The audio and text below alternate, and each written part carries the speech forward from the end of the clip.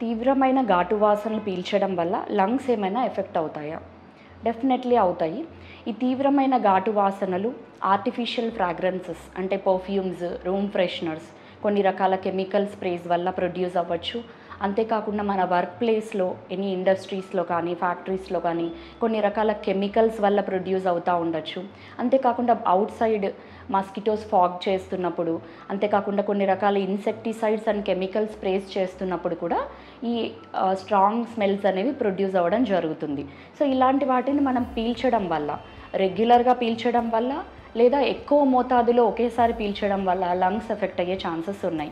కొన్ని రకాల కెమికల్స్‌ని ఎక్కువ మోతాదులో ఒకేసారి పీల్చడం వల్ల అక్యూట్ నిమోనైటిస్ అనే కండిషన్ డెవలప్ అయ్యే ఛాన్స్ ఉంటుంది. దీనివల్ల సడన్‌గా ఆయాసం రావడము, లంగ్స్ మొత్తం నెమ్ము రావడము, కొన్నిసార్లు రెస్పిరేటరీ ఫెయిల్యూర్ అంటే అలా ఊపిరితిత్తులు పని చేయకుండా పోవడం కూడా జరగచ్చు.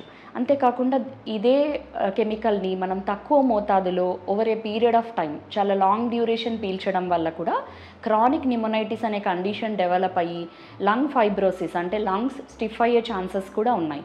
అంతేకాకుండా మన రెగ్యులర్ లైఫ్ స్టైల్లో మన ఇంట్లో ప్రొడ్యూస్ అయ్యే పర్ఫ్యూమ్స్, అగరబత్తి స్మెల్ కావచ్చు, రకరకాల రూమ్ ఫ్రెషనర్స్ కావచ్చు, వీటిని పీల్చడం వల్ల ఆల్రెడీ అలర్జీస్తో సఫర్ అవుతున్న వాళ్ళలో ఆస్తమా లాంటివి రావడం, సిఓపిడి పేషెంట్స్లో అటాక్స్ రావడం కూడా జరగచ్చు.